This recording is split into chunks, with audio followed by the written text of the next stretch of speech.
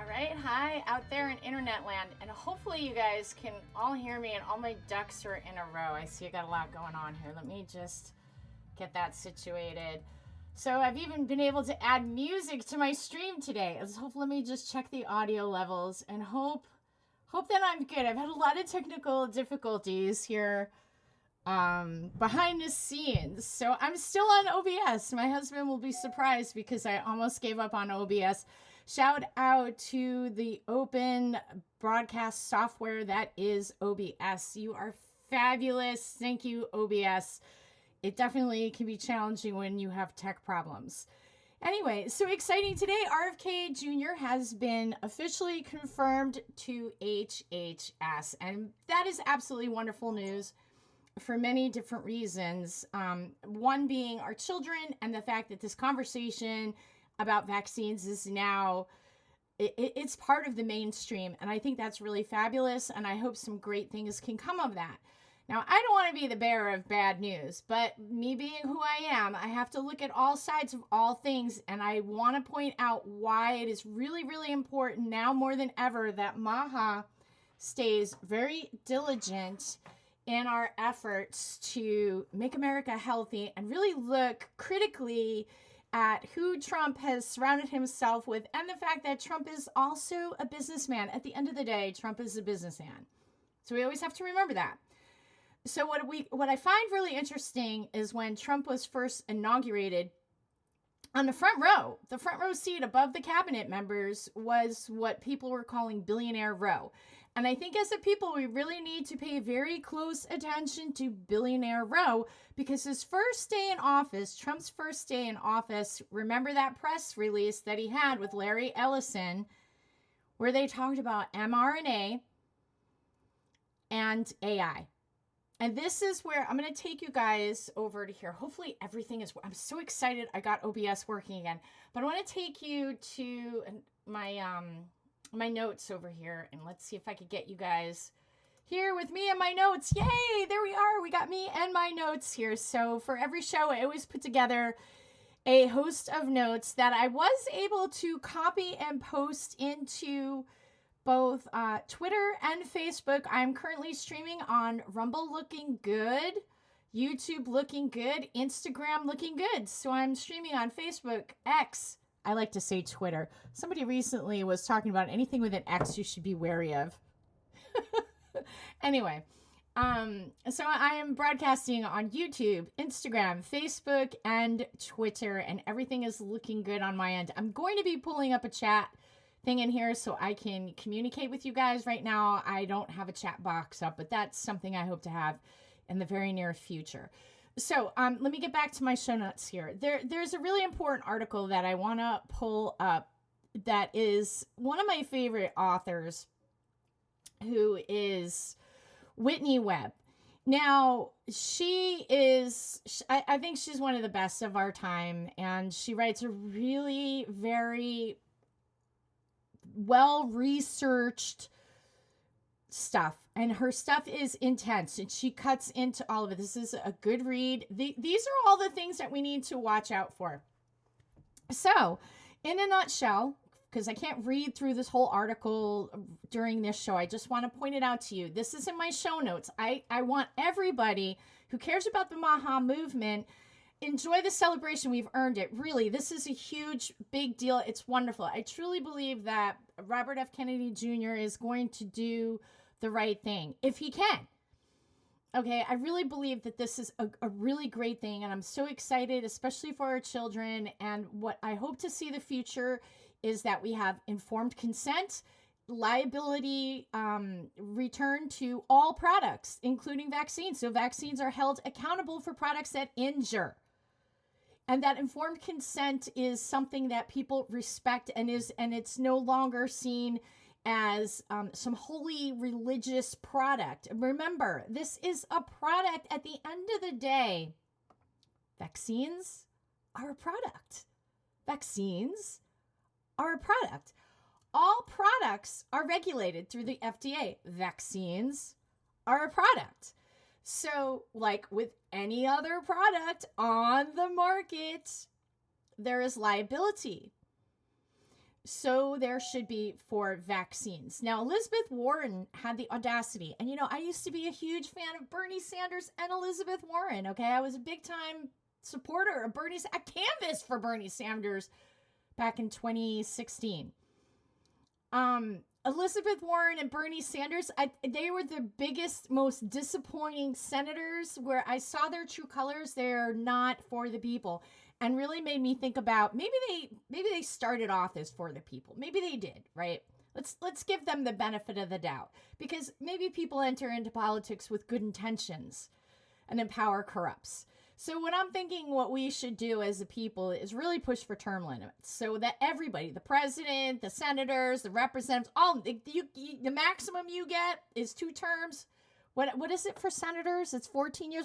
We should shorten that up. If it's a 7-year term for a senator, I forget what that is, how long they're in it. But they're in there for a long time, ain't they? I mean, they're in there a long, long time. And what happens is they start to get entrenched in the money system. So I think that we should have term limits, and then maybe we will get the best of somebody like Senator Warren. Maybe she wrote a great book years ago, a really good book called The 2-Income Trap, where she really gets into some of the nuts and bolts of the problem within our society today. It's like, did she even ever write that book? Anyway, she was one of the most disappointing ones. Her and Bernie Sanders were absolutely so disastrously disappointing, and just the way that Warren kept going on about Bobby Kennedy suing the manufacturers of vaccines it's just absolutely comical and ridiculous. It really is. I'm just going to check something in real time, make sure that I'm good as I do this live in real time, guys. I apologize for that. Nope, I'm good. Don't have to fix that. Just wanted to make sure. Some little technical glitch that I wanted to get into. Let me just transfer back to here. So Whitney Webb gets into this article where she discusses the deregulatory paradigm that would allow a proliferation of dubious products on the U.S. market under the guise of innovation and efficiency. So what Webb is discussing is that we could have a potential flood of mRNA products in the market. And that could be more than just vaccines. And we need to be really aware of that. That this guy here is not great. And this guy's name is Jim O'Neill. He is the opposite of RFK. And he's going to be serving as, he's just like right underneath. He's Deputy Secretary of Health and Human Services, where he works under RFK. So one of the things that is interesting is his connection to a guy named Peter Thiel. Also there's something called Planeter, which is like a CIA-backed like technology biosecurity system. And what the real concern is that Mr. Global, I'm taking that from Catherine Austin Fitts. I love her. If you don't follow Solari Report, you should. But Catherine Austin Fitts has a great name for the globalist, Mr. Global. So I'm gonna totally take that from her. So Mr. Global, and Mr. Global wants to out China in the United States. And when you read through Whitney Webb's article, you'll see how Trump is surrounded by technocrats. And what we as the people need to do is push hard. We have a great opportunity right now that we can't let us slip us by. We can't just go all sit back and be like, oh, yay, all these people are just going to take care of it. Bobby Kennedy's going to take care of the vaccines. Tulsi Gabbard's going to watch out for the intelligence and be like watching out, make sure we don't have felonious wars and this, that, and the other thing or whatnot. But you can't rely upon people. The people can't rely upon people to be their saviors. And we can't get so caught up in the cult of personality that we can't critically, like Whitney Webb has gotten a lot of pushback because she's been really critical. I love her work. And sometimes her work is really, really hard to deal with because she is so on point, so hard hitting. that she kind of takes the fizz out of your champagne bottle you just popped celebrating RFK's appointment to HHS. And I think you still can celebrate that appointment. I think this is a really great thing. And if anything, what it shows is how powerful the movement of people can be. Because what RFK getting appointed to HHS really, in my opinion, symbolizes the power and the force behind the people. This is a very real grassroots movement. MAHA is a very real grassroots movement. So is MAGA. MAGA is a very real grassroots movement. And I think both MAGA and MAHA are the people. Those are the people. And we have to be outside of the cult of personality, be it any of these players on the public square, on the global stage, be it Trump, be it RFK, be it Tulsi Gabbard. I'm just naming a few off the top of my head. We cannot get caught up in the cult of personality. We need to hold this government's feet to the fire, and we need to absolutely, with every ounce of our being, resist the digital technology. Okay. I mean, digital technology. I'm sorry. Like the digital currency, which Trump, he took away the CBDC. But Webb talks about how they're going to have that coming in through in another way. She's connecting it to some of the stuff that Elon Musk is doing with Doge.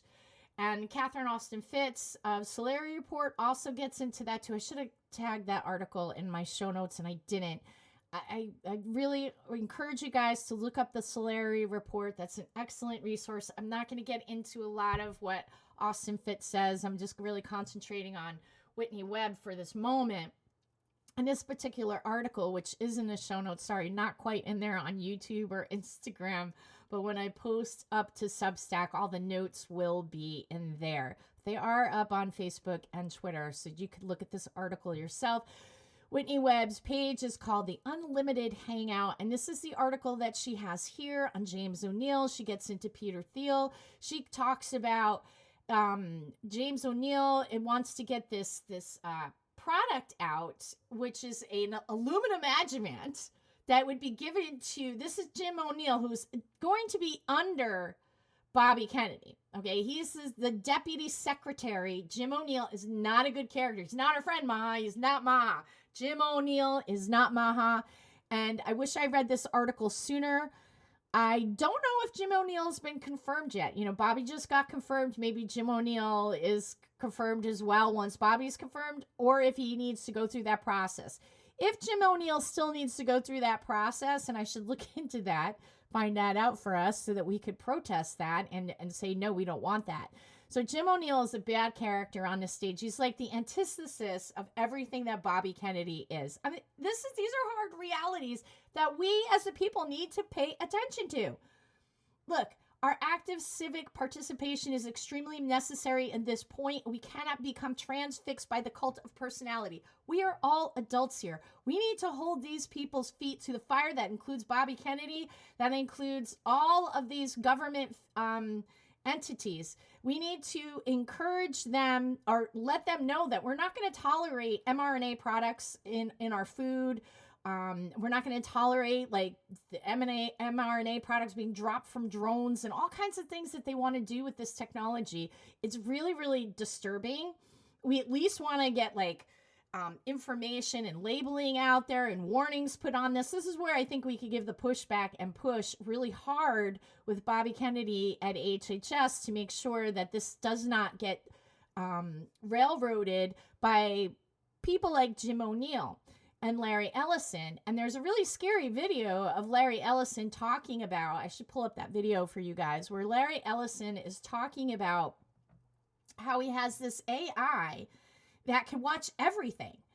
And that AI will keep people in check. And Whitney Webb gets into predictive crime.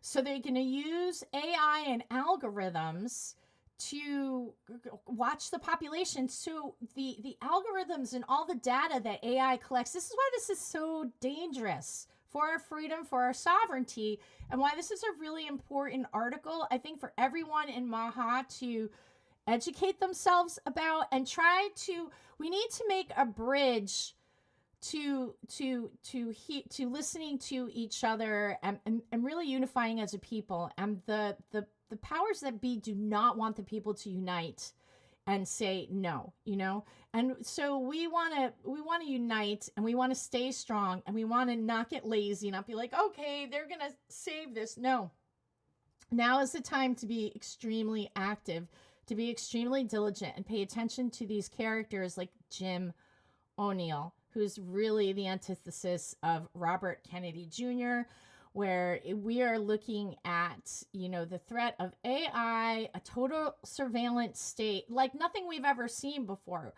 Now, I'm going to jump into some of the legislation that's happening in Connecticut because this is a good segue. So, yay, Bobby Kennedy is now head of HHS. I don't want to take away from that amazing victory. This is a great day for our children, but I want to be really realistic. And I think that I can be really realistic with the movement of the Maha people, the Maha moms, because I think that this group of people is really discerning and wants to get at the truth and is active and motivated and activated. And so this is a really important thing, to stay active, to stay motivated, and to stay diligent, because if we don't stay diligent, we could have really bad situation with a technocracy. Trump is surrounded by technocrats, and he is a businessman. So the way he's going to look at AI and mRNA technology, just as he looked at warp speed, okay? Now, just as he looked at an Operation Warp Speed, as I learned from RFK's testimony during his confirmation hearings, is that Trump had put a lot of different things into warp speed, including looking for alternative treatments, which I didn't know about. I thought warp speed was all about the vaccine. But okay, it might have been positive to open it up to all the things that could help with COVID, right? But the really bad thing that warp speed did is it put into overdrive the ability for these new products to just be like thrown on the market. So let's really stay diligent in staying on top of the mRNA, the AI, and the digital prison hell that they're building, Mr. Global is building, because, China, if you guys haven't been paying attention, I've spoken a lot about China. China has a digital surveillance system where you are monitored for everywhere you go. You have a card that could be turned on and turned off at any given time. China is known as what you would call a technate. And if folks aren't familiar with technocracy, I really encourage you to check out, his last name is Wood. I can't think of his first name now. Anyway, there's I totally spacing on his name. Oh gosh, there's a lot about technocracy, and his name is Wood, and I can't think of it. Whitney Webb is your technocracy lady, so you can go to that link. She's just as good as, I can't think of his first name. It's Wood, and I can't think of the first name. And I did used to have his book on my desk, and I don't right now, so that's unfortunate. So technocracy is a thing that you should really find out about if you don't already know what technocracy is, what a technic is, what technocrats are. Basically, technocracy is ruled by experts. And we saw the technocratic machine moving while we were in the midst of COVID. So this guy here is bad. Pay attention to him. You can find this article at Unlimited Hangout. Jim O'Neill, Peter Thiel, Larry Ellison, their AI technology. We must stay strong, MAGA. So, Maha and MAGA. So you got to, celebrate, sip your champagne. It's all great. And even with the Doge, okay? Even with the Doge, Elon Musk should be held to the same thing that he's doing everywhere else. I think it's great. They're exposing all this corruption. I think that is fabulous. But I think we should not be fooled into thinking that Elon Musk is going to be out for the little guy. These are big-time billionaire businessmen. They're not out for us, guys. Just be aware of that. It's great to see this kind of playing out where the corruption is being revealed, some of it. It's like just a little peek here, a little peek there, and I think it's great. But we need to have that be also in check. So we have to be a very discerning populace, and we cannot fall into the cult of personality. That's as bad as falling into identity politics and what the extreme leftists have been told. They're like out of their mind. I can't even have a conversation with an extreme leftist. They're just nuts. So I can't even go there. And I'm like, honestly, don't even want to, with the masks and the whole 9 yards. And like, you don't say anything about all the mandates that Biden thrusted upon us. But you're freaking out over these things now. And it's just, frustrating as all get up. So I have to get over my frustrations and try to learn to make a bridge, even with the left, because at the end of the day, we're all people, right? So we really don't want to be under total technocratic thumb, whether you're right or left. We're all part of the same bird. We share the same country. And I think at the end of the day, if we really sat down together, we would have more that we are in common than we are not. All right, so let me get on to some of the things that are happening in Connecticut, which is really kind of scary. There are a couple articles that I gave you from a limited hangout, but I wanted to get into the agenda for a hearing that's happening today. Here, let me pull this up. This is happening in Connecticut. I'm going to go right into Connecticut here.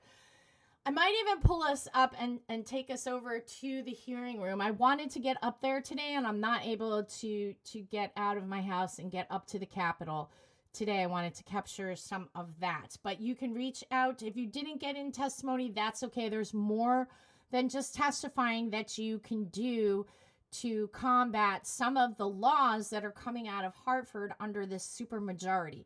A supermajority of any kind is never any good. This is insane. We need a balance. We need a balance of voices that really represents the diversity of the people. And we don't have that right now in Connecticut. In fact, we have a supermajority hell-bent on extremist policies. And so this hearing starts in like a half an hour. So I don't know why it is that they think that it's okay. To have this hearing starts today on Thursday afternoon at 3:00. And look at how many bills they have here. This is one hearing. The last hearing that I went to last week was 14 hours long and ended at 3:00 in the morning and had even more bills than what this does on the agenda. Do you think this is right? Do you think that they should have look at all these bills. They have 10 bills they're considering in one hearing. 10 bills. And one of the things is too that this is just, it's mind-blowing how bad it is. It is absolutely mind-blowing how bad it is, because like the one bill that's going to get a lot of testimony and it's going to take up a good chunk of the hearing, and they know this, is going to be the act establishing, where is that? The act establishing the public libraries. So let's take a look at this. This is SB 1271. And this is, it should go to there. Maybe I don't have a good internet connection. To require public school libraries, no. Sorry, that is the wrong bill. That is the wrong bill. This is today's agenda. I'm pretty sure. Where the heck did it go? So they have, we'll just look through all these bills real quick. So they have an act establishing a task force to study childhood development, prenatal depression, screening tools, and data sharing systems. And now remember, I was talking about AI. Connecticut now has a system called Connie. The Connie system is collecting all medical data. You can opt out of Connie. I did a show on that. You can get to that through my Substack on that Sparks Report. You can find me on Substack at Sparks Report. And I put that in the notes. That's on Twitter and Facebook. But you can find me at Sparks Report. JCherry152 at Sparks Report. So we have an act establishing a task force to study the development of prenatal depression screening tools and data sharing systems. So they're sharing this data. Okay. And so there's one bill. Then we have another one, an act concerning children's programs. I'm not really sure what that is, but we could tap into that. Some of these are just blank bills. And this is, here we go, the raised bill. Let's take a peek at it. Now, you can find all of this stuff on the Connecticut General Assembly website, which you should acclimate yourself to, get very used to using that site. It's extremely important that all of us stay very aware of what's happening as best we can. People are working, they have lives. Nobody has a lot of time to follow this stuff. That's why I'm happy to do a lot of the following for you guys and put it out there. I can't capture even a fraction of it. That's why if there are more people out there who are attracted to researching this stuff and keeping an eye on our government, totally do it. I'm thinking of offering a workshop on OBS to teach other people how to use this wonderful software that is open source software, meaning you're not having to pay huge amounts to have a piece of software that you have to pay to a major developer. You are using an open source software system that's based on donation, and it really works pretty amazingly. I mean, when it fails, it's hard, but that's your own, you have to be the sleuth and figure out the technical aspects of that. But, there's so much happening at the legislative office building and Hartford that it's really hard to keep up with. So I encourage people who want to be citizen journalists to really do it. Go do it. Because if there are more eyes that are on this, the better. Because the media is a failure. The media is paid by the government. The government pays the media. Governor Lamont paid $72 million to the media during COVID. And now they have a bill so that the government can buy advertising space. That's terrible. They just had that bill was in the last hearing on last Friday that lasted 14 hours and went till 3 a.m. So this is an act concerning children's programs. The Commissioner of Children and Families shall conduct a study to evaluate the efficacy of the programs administered by the Department of Children and Families. The Commissioner shall report in accordance with the provisions of Section 11A of the General Statutes, the finding of such study to the Joint Standing Committee. Okay, so they're going to be looking into DCF. So every time they have a study, that means they're going to be spending a lot of money. That's what that study means. They're going to open up and they're going to create something. It's a very vague bill, but that bill is there. Yeah, I think DCF should be reined in. I don't know if this government is going to do anything to that effect. An act concerning children's health. Let's take a look at what this says here. To require the Commissioner of Children and Families to conduct a study to determine whether policy and procedural changes within the Department of Children and Families may improve the health of children. Let's take a look at the raised bill. I don't know. The more the state gets involved, the less I like it. Okay, so I guess they're going to conduct another study. So they're going to conduct another study. And usually these lead to new departments or new public-private partnerships and things of that nature. So there's that. All right, let's take a look. Oops, I lost it. Hold on a second while I go pick it back up. Oh, lordy, lordy. Here we go. The agenda. So this is the agenda. This is available at the CGA website. We're going to go on the CGA website. I'm going to play a little bit of the hearing that they have going on now, if it works out okay. So then we got another one, an act concerning state contracts with nonprofit human service providers, an act implementing the recommendations of risk-limiting audits. Oh, we got 2 pages of bills here. So I'm thinking, oh, it's not, it's not too bad. It's only 9 bills. No, but it's more than 9 bills today. It's more than that. It's like,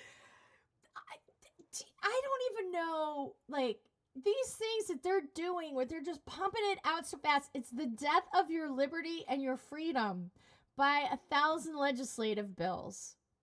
That's what this comes down to. It's impossible for these legislators even to read through and think about all these bills that they're voting on, that they're ultimately going to vote on.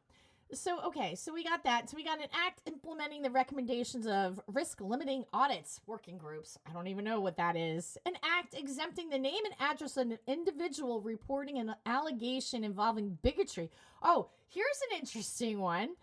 SB. There are a couple of these actually in different languages. There are a couple of bills just like this.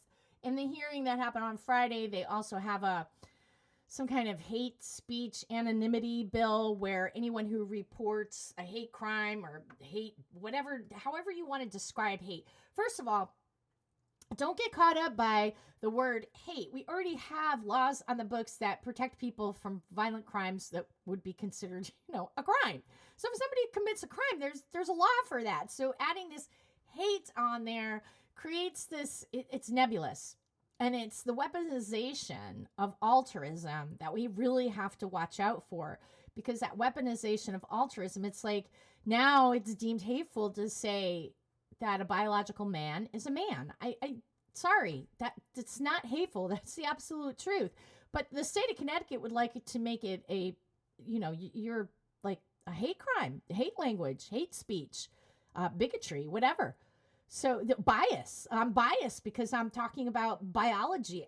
And I was just in a hearing that I spent hours in last week on Friday, where I listened to these folks who I feel really bad for, many of them autistic. Many of these folks are autistic. And many of the people there in that room were men dressed as women.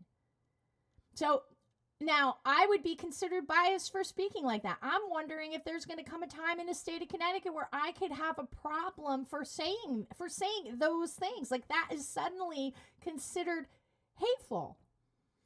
So that they're pushing this legislation. There's even more on this. This is bad. And we're going to go take a look in that hearing in just a minute. But I want to go through these bills. Did they even kick up yet? I think the hearing did kick up a little while ago. So we'll go check it out in a minute. So this is an act exempting the name and address of an individual reporting allegations involving bigotry or bias of the alleged offender from disclosure under the Freedom of Information Act. So this is also a similar bill was raised in the other committee and another agenda and another bill, same kind of thing. Let's take a look at the bill. Okay, so new, this is what it says. It's going to add, effective October 1st, the name and address of an individual reporting the name and address of alleged offender in a report of an incident involving an allegation of bigotry. An allegation. I could be considered a bigot for saying that there's no such thing as a trans woman. That would be considered bigotry. I mean, yes, there are men who dress as women. I get, but you're not, okay, you're a trans woman, but you're not a woman. You're fine. Okay, let me backtrack that. All right, there are trans women, but they're not women. That does not negate the fact that biological sex should trump what someone thinks or how they're presenting themselves to the public. There are women's spaces that need to be guarded and protected for biological women only. That's not bigotry. That's a basic fact. This is not okay. This is an encroachment now in women's spaces when it comes to sports, locker rooms, all kinds of different places. It's just not appropriate. And some of the people testifying last week in the bill that would make gender identity be part of our constitutional rights, whatever that means, whatever that entails. And they were people who were saying they had she, her pronouns, but they're men. And so that person could go into a locker room and be fully intact. It's not okay. Look, I don't want to be with my little girl or my grandchild or in a situation where a space that is for women is now being invaded by men. That's not okay. We can't accept this. This is not okay. And that's not bigotry. But with this particular legislation in the state of Connecticut, will it now be considered bigotry? Somebody could report me for my podcast. Starting in October, I could be reported for my podcast because I'm saying this. That's crazy. And anyone can do it totally under a guise of anonymity. Really? Okay, so an incident involving an allegation of bigotry or a bias towards any person or group or person of religiously affiliated entity based in whole or in part on actual perceived race, religion, ethnicity, disability, sex, sexual orientation, or gender identity or expression of such a person or a group entity, including but not limited to any allegation of violation of all these different subsections and this, that, and the other thing, which I should go and look up these laws because they're probably kind of scary, some of them. They're very Orwellian. So there's got all these subdivisions and subsections. A law enforcement agency, including on the standardized form or other reporting system developed pursuant to the subdivision of subsection, blah, blah, blah, blah, blah. So they want to make a law and make it a lot easier to report people for supposed bigotry and bias. An act exempting the name and address of an individual reporting an allegation involving bigotry or bias and of the alleged offender from disclosure under the Freedom of Information Act. Man, Connecticut, we have really gone to some dark places. So let's keep going here. Let's go back. Sorry about that. My mouse is acting a little wonky. Here we go. Back to the agenda. So here's another one. Number 9, an act making certain terms in electronic book and digital audiobook license agreements or contracts unenforceable. Not sure what that all means. Resolution proposing a state constitutional amendment concerning discrimination on the basis of sex under the Equal Protection Clause. Oh, this is still number SJ 35. So, I'm in the wrong agenda. Like, oh my gosh, that is unfortunate. I apologize for that. I wanted to get into today's agenda, which is all pretty scary stuff. So that act over here, these are all very concerning. So there's not 2 bills. Those are one and the same. I thought I was in today's agenda. I'm in last week's agenda, and I apologize for that.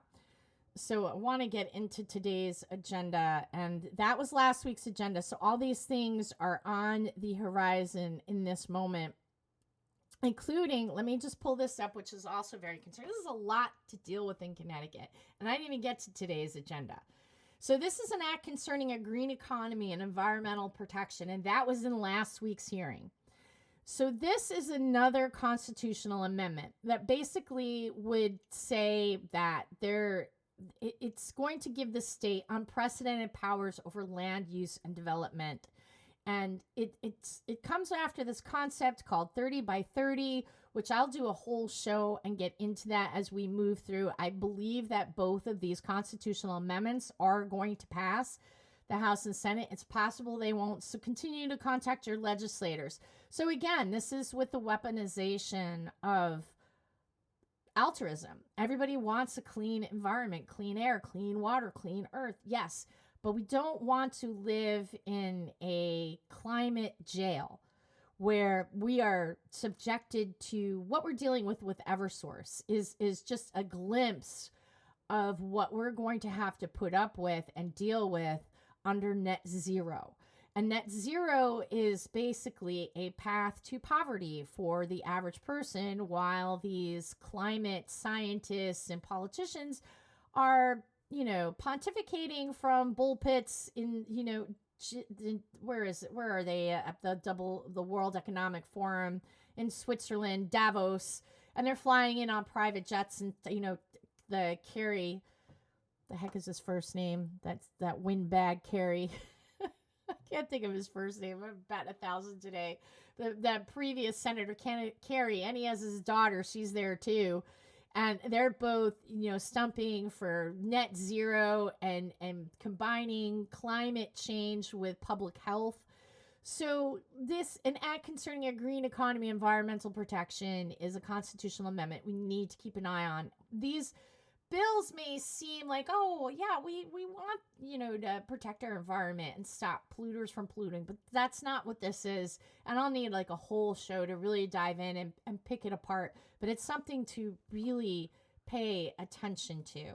So then we've got, and I see here where I've got so here's the Green Bank, just to really tap in just briefly on this. When you're getting that huge Eversource bill and those public benefit charges, that's not all for people not paying their bills. That also helps to fund things like the Green Bank. It funds the solar panels and all these programs. This money goes in through the Green Bank. It's basically like it's just they're like funneling money. It's a big boys club that we're not a part of. Connecticut was the first state in the nation to establish a green bank. It's a it's a quasi government entity. It's a public-private partnership. It is not this wonderful thing, makes the spirit of Earth Day last all year long. No, this is why your energy bills are so high. These folks are coming up with all the climate disaster and stuff. Yes, we need to protect our Earth. We should always be thinking of how do we maintain clean air, clean water, and no pesticides or chemicals in our food or on our food and things like that. I would say being a part of MAHA and really embracing the MAHA movement, that's a big deal for people like us. So, but this green bank and this climate change stuff and all these laws like net zero, that isn't there to protect the planet. It's there to usurp what Catherine Austin Fitts would say are the real assets, because we've been robbed blind. The Treasury has been robbed. The fiat currency is going nowhere. It's insolvent, and the debt just keeps growing and growing and growing. And so what this whole net zero and total control grid kind of makes up for this, the fact that they robbed us blind. Where's all this money that disappeared into government starting from 9/11? We could go down that far. But the green bank is not what you think it is. Invest in a green Liberty note. Oh, wow. You can invest as little as $100 or $10,000. But anyway, you get big tax breaks and stuff if you're an angel donor, which means you're not seen, or a venture capitalist, or you're investing in all kinds, whatever, windmills and solar panels. So this is part of why your Eversource bill is massive, because the Green Bank, since 2011, has been driving up our energy costs so much since then. And it's only getting worse and only going to get worse. So that's the Green Bank. And now I just want to get that agenda. And I didn't even get into talking about nudging, but I have that in my notes, and we'll talk. You can read this article about nudging. Oh, I'm not even going to get into that today because I'm already getting into a full hour, and I don't want to go that long, but we'll talk about nudging and AI. But real briefly, nudging is the government has this whole behavioral psychological policy that they follow, and they use something called nudging. And so when you're driving and you're seeing buckle up your seatbelt, or these signs that tell you all different things, or you get something in the mail that says get your flu shot to help grandma or whatever, those are tactics that they use to psychologically manipulate the populace to behave in a way that the policymakers would like. I'm going to do a whole other show on that, but that is in my notes. You can find a link in that. I'm not going to discuss that as long as I originally was planning on today. And where is that agenda for today's hearing? Hold on. I'm going to take you right to the CGA website, live in real time. We're going to go there together. Very easy. You just type in the CGA, Connecticut General Assembly. There we are. Now, one of the great things about this website is they have their calendar, and you can see their calendar for the whole week, so you can see what they're planning. And it's always a ton of stuff. It's overwhelming, guys. That's why as many people as possible could be eyes on the Connecticut General Assembly would be wonderful, because they're pumping out a lot of really bad laws. I mean, like a lot. So one of the things on the agenda today, they've got two big things. I'm even going to take us in, and we'll listen to some of the hearing live on YouTube. But I'm going to pull you into the agenda before we jump into their live. I'm going to pull you into the agenda. Where is that? Oops, that's Friday. We're in Thursday. So I wanted to share that agenda with you. And this is in a children's committee. So let's take a look at the agenda before we jump into the live. Now, on here it was 10 bills. That's why I got confused, because today's agenda isn't as long as last Friday's agenda. So today's agenda for February the 13th is there's 10 bills up on here. 10 bills. Now, one of the bills is Senator Duff's bill, and that's an act. Okay, where am I? A task force to study the development of children's programs. Is that not in here? Huh. I thought that we had the library bill in here. Maybe I'm mistaken. That's weird. It's not on the agenda. Let me see something here. Where that bill is and why it's not on the agenda. Because maybe I made a mistake or something. I'm pretty sure that that bill is up there today. Let me just check here. Live in real time, guys, as I'm a little confused. They like to keep us confused with the legislative body because, like, if you're confused and there's all these bills, it's like impossible to keep track of. It really is. It's absolutely impossible to keep track of. So this is in the, let's see. Yes, this is in the Committee on Children, SB 1271. Oh, there he is. Oh, here we are. An act concerning school and public libraries to require public schools and libraries to develop collection, developments, and maintenance policy, library programs, and display policy, and library material review. So this isn't the Senator Duff bill that I was thinking of. Let's take a look at this bill, though. There's a lot of stuff going on with the libraries that are really kind of strange. Library and other educational material means any material belonging to or on loan to and otherwise in the custody of the school, library, media center, but not limited to nonfiction and fiction books. School library staff means a school library or media. School librarian or member whose assignment is the school library. Okay, here's the effective. Establish a library working group to develop model written policies regarding collection, development, and maintenance, library display, and program and material review, reconsideration, and uniform request for review and reconsideration of the school library. So what they're getting into, there's a lot of battle going on with the what they're calling book banning.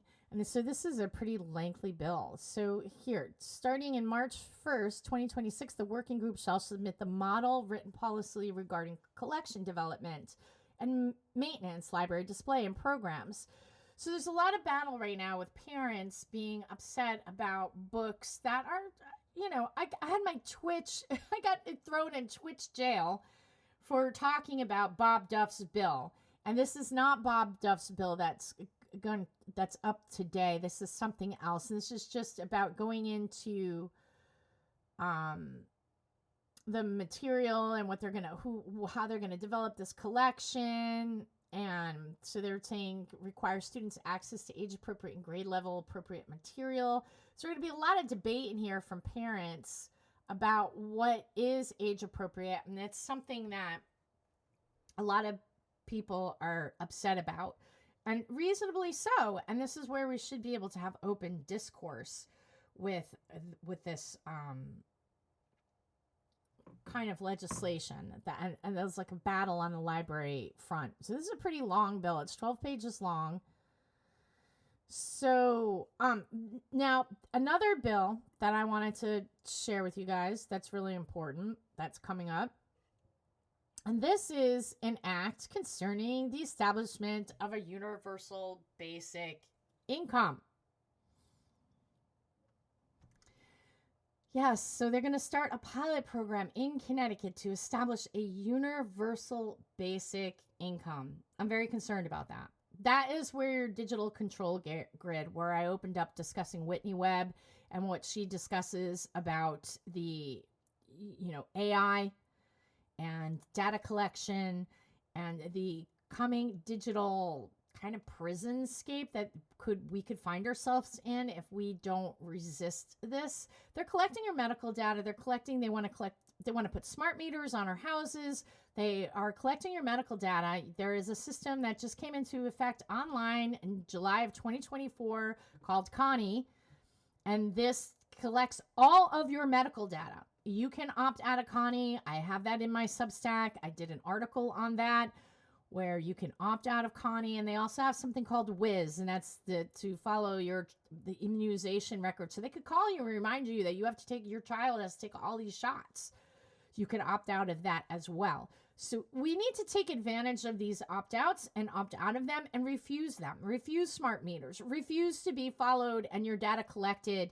So your doctor will know what's going on. No, you know what? I think we should start making it a policy that we have keep our own medical records. That enough of this where the person doesn't have their medical records. This is nonsense. We don't need the state to collect this data. Data is a tool of control, and we need to pay attention to that reality. So yes, there is a working group for a universal basic income in Connecticut. That is the nail in Connecticut's coffin. There are many nails in Connecticut's coffin being hammered in this legislative body that is way overwhelming. So let's take a little stroll and take a peek, if we can, into their hearing room and see what's going on in today's hearing. And we won't stay in there for too long because I've already been on for about an hour. So we'll just take a listen for a few minutes of the hearing. This is in the Children's Committee. There's other hearings today too. So there's they've got Labor and Public Employees Committee public hearing. I mean, they got all kinds of stuff going on. It's overwhelming. Higher Education and Employment Advancement Committee, Informational Forum, and blah, blah, blah, blah, blah. Okay, 1:00, Education Committee on Children Informed Forum, Putting Young People First, a briefing of the Young People First report by Boston Consulting Group. Oh, God. Oh, yay! The Boston Consulting Group.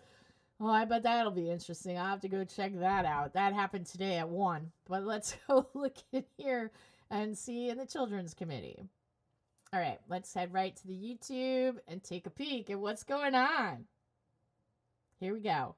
Oh, I know her. So they can buy homes, so they can be part of our communities and not stressing the human service system. Thank you. I appreciate that answer. And I would just say, just a comment, I'm assuming that many of the families that would benefit get earned income credit. So I was kind of curious as to how that would impact the tax revenue. But thank you so much for being here and your comments. Thank you. Thank you, Representative. Senator Martin. Thank you, Madam Chair. Good afternoon, Senator. How are you? Senator By, regarding the standard rates, what are they currently now? And you mentioned that the rates that's being proposed would take us to, I believe you said 2028. And how would that change going forward? So currently, what are the rates? And if the timeline is up to 2028, what happens after that? Do you have to come back to us to get a rate increase? Thank you for the question, Senator. Currently, we have no salary requirements for state-funded programs, so that doesn't exist because the state does not pay at the market rate. They pay well below the market rate, so a lot of times programs are fundraising on their own. They're combining funding streams, working to pay their staff a living wage. So it's a huge problem in early childhood. There are empty classrooms across the state because programs can't recruit enough teachers. So there is nothing now. The plan is, and this legislature requested that we develop a salary scale that would be the full cost of quality and be aligned with kindergarten teacher rates. We can send that to this committee. I'll ask Elena and Kristen to help us remember to do that so we can send you that.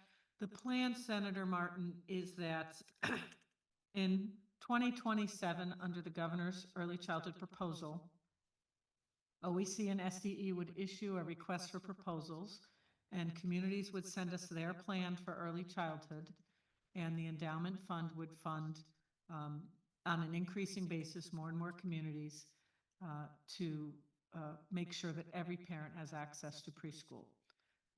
So then when those slots are awarded, when towns that, you get 100 spaces in Bristol, then the payment rate, everyone who applies will know what the payment rate is, and they will apply knowing that if they receive these funds, they will pay teachers within that salary scale. So it won't be until 2028 that the rates are at a place to pay within that salary scale.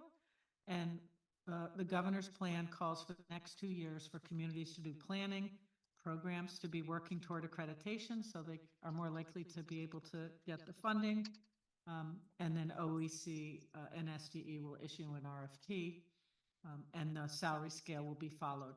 In terms of coming back, I think you make a good point, Senator Martin, that OEC should, perhaps work with this committee to come up with some model that assures that that pay scale keeps up with inflation. At this point, we're hoping to meet that pay scale, and we believe we can with the increase in rates coming from the trust fund. But I think you make a good point. We don't want to be coming before the legislature with the pay scale again and again. We want to set it up in a way that's sensible and the programs can live with. And there will be a range. We're not going to tell people exactly what to pay their teachers. There'll be a range, with the guiding principle being a bachelor level teacher who meets all the credentials will be paid on par with the kindergarten teacher, whether they'll be paid as a kindergarten teacher, whether they're in a family childcare home, a preschool, childcare center, any program that we fund that is getting children ready for kindergarten that serves 3 and 4-year-olds. Thank you, Senator. One last question. So with this new trust fund, how many additional slots or total slots will the state be, I guess, have at, how many total slots? Ultimately, the trust fund by 2032, because the RFP will roll out, and there'll be a 5-year RFP, and the slots will roll out as the funds increase. There are 13,000 new preschool spaces and 7,000 spaces for preschoolers that will go from part day, some part week, to at least school day, school year. So it impacts 20,000 families will now have access to preschool that is at least school day, school year. And in addition, current families, because we're building on the current system, we're not building a whole new system. We serve a lot of children now. 19,000 families would experience reduced tuition because of the trust fund. Okay, thank you. Thank you, Senators. Thank you, Madam Chair. Thank you, Senator Martin. Representative Comey. Thank you so much. Can you hear me okay? Yeah. Hello, Commissioner. Good to see you. Sorry I can't be there today, but our early childhood, we have in the state, our delivery systems are a mixed delivery system. And so with the governor, with the proposal that is in front of us with the governor that you were just speaking about, when you're thinking about communities coming to you or coming to the state with plans for a more robust early childhood programming, are you thinking that this will be part of the public schools, or like right now, Branford, for instance, has 4-year-old half day. Next year, they're going to go to 4-year-old full day and cut down on the number of kids, I guess, and have a little bit of a parent pay involved in that. And, the goal is to grow the program and to offer as much free, early childhood care that we can to the residents. So I'm wondering if you're talking about granting money to districts, or what does it look like on the community level? I'm so glad you asked, because it will really depend on your community. It's a mixed model. We really believe it's got to be a combination of family childcare centers, preschools, public schools, just like it is now. Right now, there are about 19,000 preschoolers in public schools served, and a little more than 20,000 served through OEC programs and Head Start.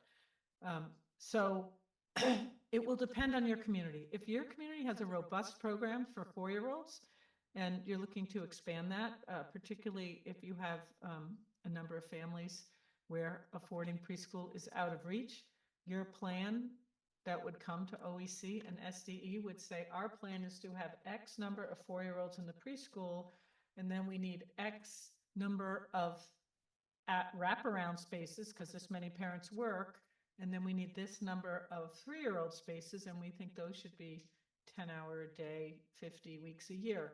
So we really want parents at the table, and I might ask Deputy Commissioner Trueworthy to weigh in here.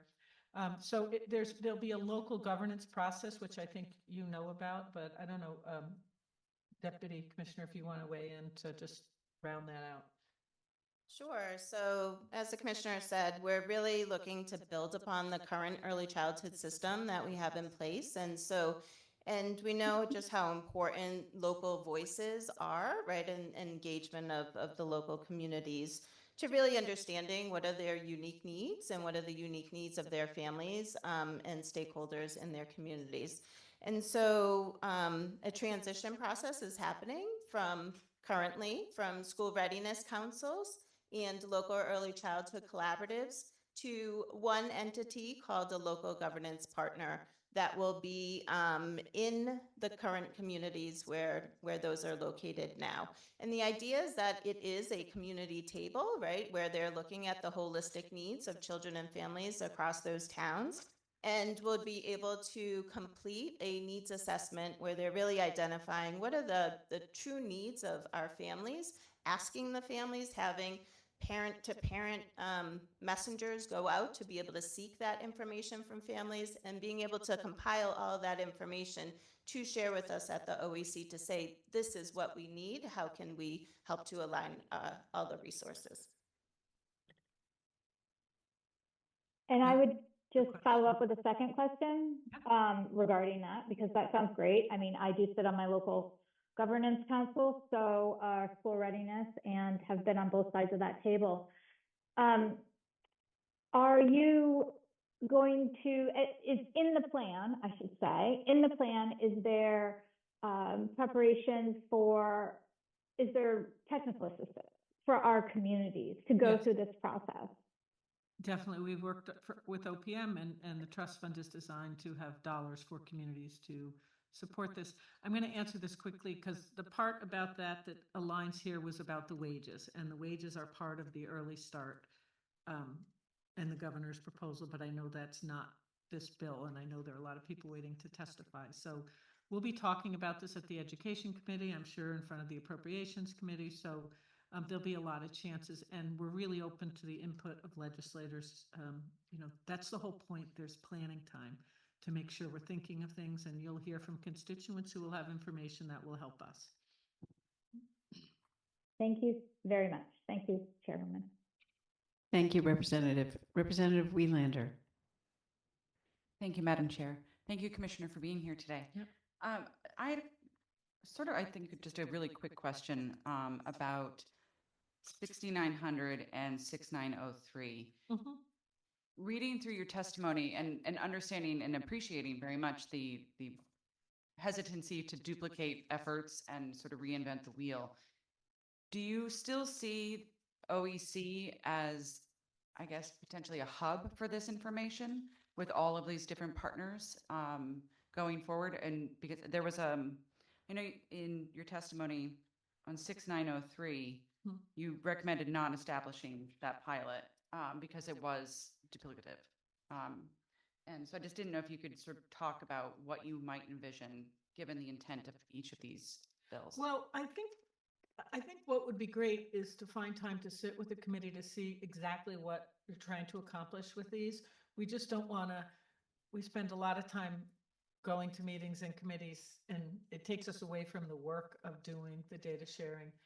I think where we could really make progress here is on the data sharing and the data work, which I know is important to you and important. I know Senator Martin and I have had conversations about this. So, you know, maybe we could drill down on where we can make the most progress and what the highest needs are. We just don't want to have something. We want to make sure And even in our agency, right now, we're trying to have a more unified approach to home visiting and universal nurse home visiting, and think about how we can make the best use of those resources together. So, and then how do we share data between them? And so I think here we agree with the intent and where you want to go. We just want to be careful not to duplicate. So we're happy to sit down and be really specific. I appreciate that. Yeah, simple and straightforward is often Yes. the best way to, especially for families, if you're dealing with a newborn, and that's your brain isn't working on full power anyway. So let's make it a little bit easier. Thank you. Mhm. Thank you, Representative. Any other questions? Not seeing anyone or anyone online? We really appreciate you being here. Thank you, and look forward to working more around these issues that we discussed. Thank you so much.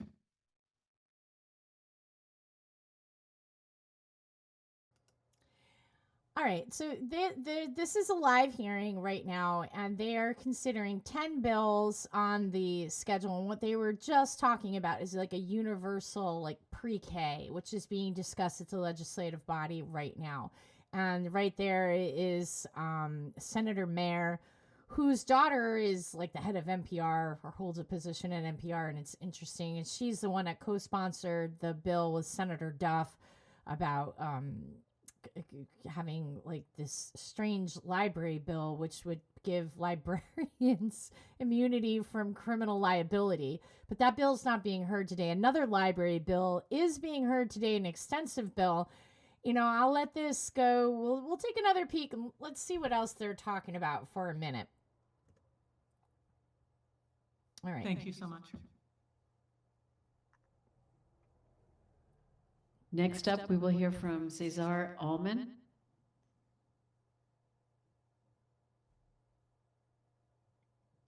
I hope I got your last name right. Ailman or Allman? You did. No, that was All great. right, Thank you good. so much. Thank you. I hope I get everybody's names right. That's always the hardest part. Good afternoon, Senator Mayer, Representative Perez, Representative Wellender, Representative Keat, and Representative Martinez, and esteemed members of the committee. My name is Cesar Aleman, and I'm the director of the Connecticut Urban Opportunity Collaborative. I am here today to to show our support for HB number 6841, an act concerning the establishment of a universal basic income pilot program.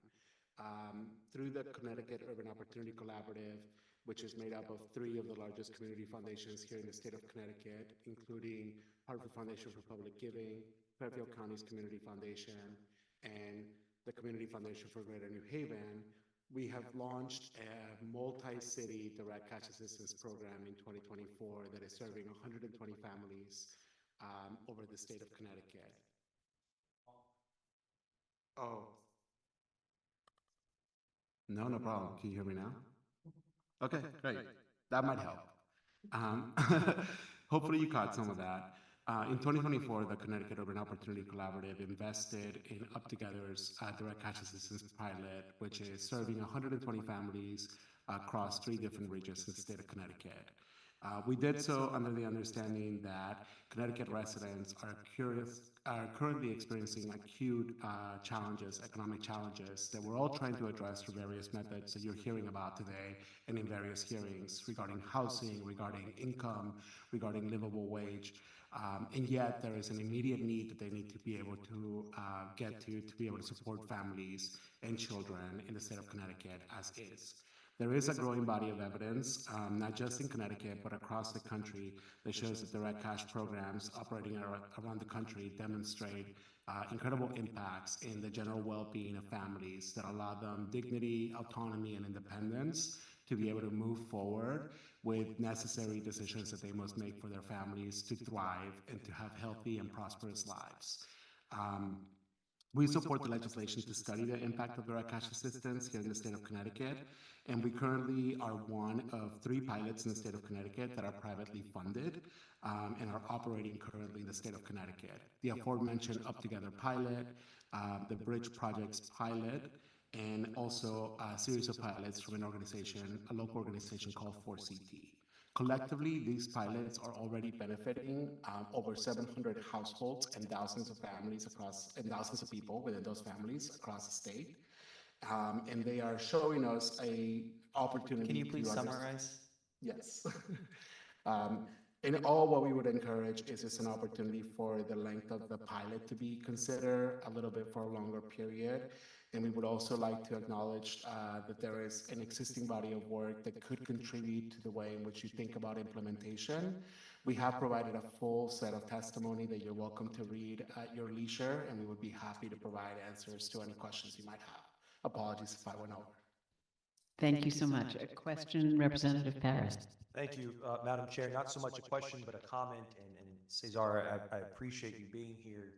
And I also deeply appreciate the tremendous work that you've done across the state with many other advocates and many other thought partners on this within this process. I think the biggest thing is universal basic income is a burgeoning idea and act that's happening across the country, and many would be shocked to know that it's happening successfully in Republican states and in many Republican towns. And I think that what this can do is obviously help families get ahead and stay ahead and move ahead, and move them off of, move them away from being able to have to live paycheck to paycheck, be worried about falling back, possibly falling back into poverty, or into poverty rather, if they've not done that before. But it gives their children a head start. And so I appreciate your work. I deeply care very much for the intent of this bill, and I look forward to the work that will be done around this concept, not just this year, but beyond. Thank you so very much. Thank you so much, Rep. Paris. And seeing no questions in the room or online, we appreciate your testimony. Thank you. Thank you so much. All right, so that's going to this hearing is going on, and you guys can check that out at the CGA. That's the Connecticut General Assembly website. And I'm gonna stream off. I'm gonna sign out. I just wanted to make a couple of comments about the universal basic income. Again, all these ideas, they just sound, so nice, and who could argue helping families out, get a leg up, and, thrive and be well in life, in the community, right? But here's the thing. It's all ideology. Who's paying for it? You know who's paying for it? The middle class is paying for this in these extreme taxes. And you know what? The person that's collecting the UBI, they're never going to get ahead. It's just like welfare. And so what they want to do, and this is coming out of Yuval Harari, and how I wish I had that video queued right up in this moment. But we're, with AI coming at us the way it's coming at us, they say that, a lot of jobs are going to be obliterated because of AI, and there's going to be, these stores without, humans. We're already seeing that, where they have self-checkouts and all this stuff. This ties into where I started this podcast today, talking about Whitney Webb and the work that she's done. She's talking about Jim O'Neill, who is the Deputy Secretary of HHS, who is not good. Jim O'Neill is no bueno. Neither is Peter Thiel or Larry Ellison. These are technocrats. Okay, they're technocrats. And now is the time for the people to be very active, to stay diligent. Don't fall victim to the cult of personality. Okay? Don't fall victim to hollow promises and politicians. Stay active, stay diligent. These things are coming down the pike. They're probably they already have. I had no idea that we have pilot programs happening already in Connecticut with the universal basic income. Hey, if Jeff Bezos wants to pay his Amazon workers a good wage, or provide universal basic income with his billions, because he could end world poverty and homelessness and still be one of the wealthiest men on the planet, or any of them, for that matter, Musk too, I'm going to put him right in there. These are really rich billionaires. Never trust them on either side. Either side. The people should not fall into the cult of personality, ever. We need to remain diligent and not think that somebody's going to save us or fix all these problems. The government is the problem. The more bureaucracy that they build, the worse that it gets. What they could do instead of a universal basic income, how about eliminating property taxes? Oh, and then people will say, well, how will they pay for the roads and the police? Well, they're making, do you know how much my town budget is? Millions and millions of dollars. The school budget takes up 60% of that budget. Why? Our budget is insane. Absolutely insane for a small little town. Doesn't need this exorbitant, beefy budget. We need less bureaucracy and less government in our life, which is really what we need. All these programs, universal basic income, universal pre-K for everywhere, that just creates more bureaucracy. Why don't we take away the public benefit charges and the taxes and the Eversource bills so that all families can afford to get ahead in life? Why don't we stop taxing the bejesus out of the citizens of this state so that everyone could get ahead? There are way better ways to fiscal policy that benefits people and drives and makes a thriving economy. The government is not it. The government is the problem. And on that note, I'm going to sign out of here. So glad to be able to stream to you live from the Constitution State on this cold and rainy day. Till we meet again, cyber friends. Adios.